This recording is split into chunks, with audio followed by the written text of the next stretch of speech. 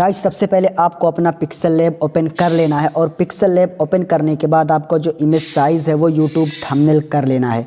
उसके बाद आपको जाना है कलर के ऑप्शन पे और जो अपना बैकग्राउंड है जो पीछे का उसको आपको वाइट कर लेना है, जिस तरह से मैं कर रहा हूँ।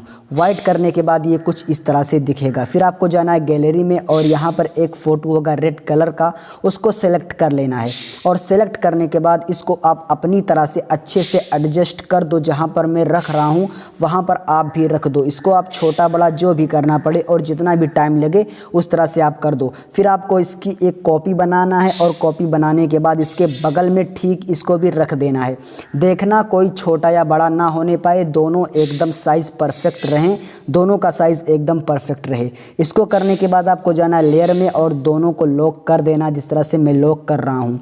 लॉक करने के बाद आपको फिर चले जाना है अपनी गैलरी में। यहाँ पर आप कोई सा भी कैरेक्टर का फ़ोटो सेलेक्ट कर सकते हो। आप अपना भी फ़ोटो सेलेक्ट कर सकते हो, किसी का भी फ़ोटो ले लो और यहाँ पर ले आओ, जिस तरह से मैं यहाँ पर ले आया हूँ। और लेने के बाद इसको अच्छी तरह से आप एडजस्ट कर दो। जितना साइज़ मैं कर रहा हूँ आप भी उतना साइज़ कर सकते हो। साइज़ करने के बाद आपको जाना है यहाँ पर स्टॉक के ऑप्शन पे और इसका स्टॉक इनेबल कर देना है और इसकी जो साइज़ है वो 2 कर देना है और इसका जो कलर है वो येलो ही रखना है। फिर जाना है आपको शेडो में। शेडो इनेबल करने के बाद इसको आपको फुल ऑन कर देना है और इनर शेडो भी ऑन कर देना है और इसकी जो साइज़ है वो हाफ़ रखनी है। उसके बाद आपको जाना फिर गैलरी के ऑप्शन पे और गैलरी में जाने के बाद आपको फिर से कोई सा भी PNG सेलेक्ट कर लेना है, कोई सा भी फ़ोटो सेलेक्ट कर लेना, जिस तरह से मैं यहाँ पर सेलेक्ट कर रहा हूँ। सेलेक्ट करने के बाद आप इसको भी अपनी तरह से अच्छे से एडजस्ट कर दो, जिस तरह से मैं कर रहा हूँ। और यहाँ पर करने के बाद आपको फिर से जाना स्टॉक वाले ऑप्शन पे और इसको भी आपका स्टॉक दे देना है 2 नंबर और इसका जो कलर है वो येलो ही रखना है। फिर आपको जाना शेडो में, शेडो भी इनेबल कर देना है और ब्लर रेडियस फुल कर देना है। फिर जाना इनर शेडो में और इनर शेडो को भी आपको ऑन कर देना है। उसका जो ब्लर रेडियस है वो थोड़ा हाफ ही रखना है, 10 के अराउंड। उसके बाद आप फिर गैलरी के ऑप्शन पे जाओ और गैलरी में जाने के बाद यहाँ पर आपको एक मून का पिक देखने को मिल जाएगा, जो मैंने डिस्क्रिप्शन में सब लिंक डाल दिया, आप वहाँ से डाउनलोड कर सकते हो। यहाँ पर मून सेलेक्ट करने के बाद आप इसको छोटा कर लो, क्रॉप कर लो। क्रॉप करने के बाद आप यहाँ पर कैरेक्टर के पीछे अच्छे से एडजस्ट कर लो, जिस तरह से मैं कर रहा हूँ आप कैरेक्टर के पीछे रख दो। अब यहाँ पर ये ज़्यादा पीछे हो गया। फिर आपको जाना ये जो रेड वाला बैकग्राउंड है उस पे और इसको 2 बैक कर देना है। अब सबसे नीचे हो गया रेड बैकग्राउंड, उसके बाद हो गया आपका मून वाला इमेज, उसके बाद हो गया आपका कैरेक्टर।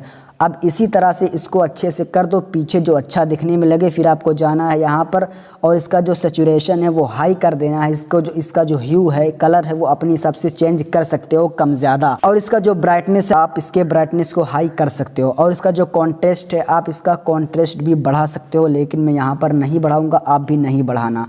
अब यहाँ पर आपको जाना है इसके स्टॉक पे, इसका स्टॉक भी इनेबल कर देना है। उसकी साइज़ 2 रखनी है। इसका जो शेडो है और इनर शेडो है इन दोनों को भी हमको इनेबल कर लेना, जिस तरह से मैं कर रहा हूँ। अब इसका एक कॉपी बनाना है और कॉपी बनाने के बाद आपका जो दूसरा कैरेक्टर है उस कैरेक्टर के पीछे आपको इसको रख देना है। और जब ये ज़्यादा अंदर चले जाए तो फिर आपको जो रेड बैकग्राउंड है उसको सेलेक्ट कर लेना है और यहाँ पर 2 बैक का ऑप्शन होगा, उसको आपको क्लिक कर लेना है। अगर आपको समझ में ना आ रहा हो तो आप वीडियो को स्लो मोशन करके भी देख सकते हो। अब यहाँ पर इसको भी अच्छी तरह से एडजस्ट कर देना, जिस तरह से आपको अच्छा लगे और जिस तरह से मैं यहाँ पर कर रहा हूँ। करने के बाद इन दोनों मून को, इन दोनों इमेज को आपको लेयर पे जाकर लॉक कर देना है। लॉक करने के बाद आपको जाना न्यू टेक्स्ट पे और यहाँ पर लिखना वर्सेस लिखने के बाद यहाँ पर आप बीचों बीच में ले आइए, जहाँ पर ले आया हूँ। फिर आपको जाना है यहाँ पर फ़ॉन्ट पे और जो अच्छा फ़ॉन्ट आपको अच्छा लगे वहाँ पर सेलेक्ट कर लो।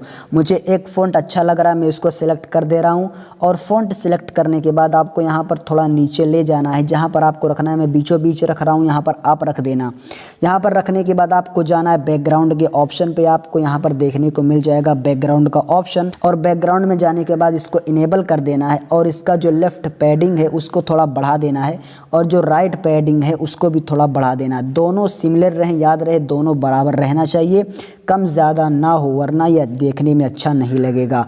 उसके बाद आपको जाना टॉप पैडिंग में और इसको थोड़ा कम कर देना है। यहाँ पर जो रेडियस है उसको रेडियस को आपको हाई कर देना है, अराउंड 15, 16 या 17, 20 तक रख सकते हो। मैंने यहाँ पर 20 रखा हुआ है जो कि देखने में कुछ इस तरह से दिख रहा है, जो कि बहुत ही ओपी और बहुत ही अच्छा लग रहा है। आपको ऐसे ही कर देना जिस तरह से मैंने किया है।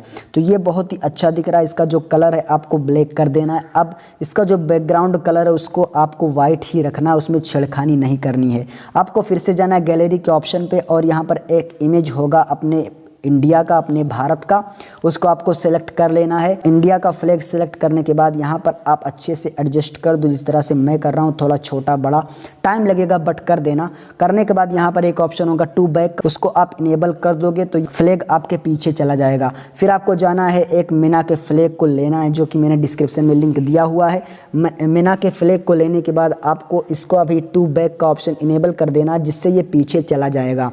अब इसको भी अच्छे से आप लगा दो। उसके बाद अब बारी है वर्सेस लगाने की। इन दोनों को लॉक कर दो। लॉक करने के बाद आपको जाना है अपनी गैलरी के ऑप्शन पे और गैलरी में जाने के बाद यहाँ पर आपको एक इमेज देखने को मिल जाएगा आपके कस्टम रूम का।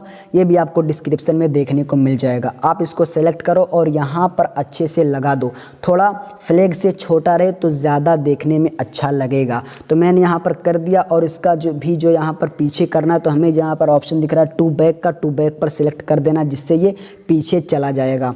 उसके बाद इसकी कॉपी करनी है और उसी तरह से उतना ही बराबर अच्छे से हमको यहाँ पर लगा देना है, यहाँ पर रख देना है। अब यहाँ पर रखने के बाद यहाँ पर इन दोनों को लॉक कर देना है और लॉक करने के बाद यहाँ पर जो नाम लिखना है, आप या तो नाम डायरेक्ट वहाँ से कस्टम में कॉपी करके मतलब स्क्रीनशॉट लेके यहाँ पर लगा सकते हो, जो कि ईजी रहेगा। लेकिन अगर आप क्वालिटी HD करना चाहते हो तो यहाँ पर आप सिर्फ कस्टम रूम का खाली स्लॉट लाओ और यहाँ पर आप अपने हिसाब से नाम लिख लो। जैसे कि मैं अपने स्क्वाड का नाम लिख रहा हूँ SK AK NK GK, आप इस तरह से नाम लिख सकते हो और यहाँ पर नाम कॉपी पेस्ट भी कर सकते हो। जो फॉन्ट जो स्टाइल आपका गेम में है उसी तरह से आप यहाँ पर पेस्ट कर सकते हो। तो मैं यहाँ पर एग्जांपल दिखाने के लिए अपना ही नाम बार बार कॉपी करके लिख दे रहा हूँ ताकि आपका टाइम बच जाए। अब ये हो जाने के बाद जब आप अपना लिख चुको, उसके बाद आपको इनेमी यानी कि अपोनेंट का नाम लिखना है। तो आप अपोनेंट का नाम भी उसी तरह से कॉपी पेस्ट कर सकते हो जिस तरह से उनका गेम में नाम है, या फिर आप जो भी लिखना चाहो। आप तो इंटेलिजेंट हो, समझदार हो, आप समझ गए होंगे आपको क्या लिखना है। तो मैं यहाँ पर एग्जांपल के लिए अपना ही नाम पेस्ट कर दे रहा हूँ, अपना ही नाम लिख दे रहा हूँ। तो कुछ इस तरह से आप लिख सकते हो।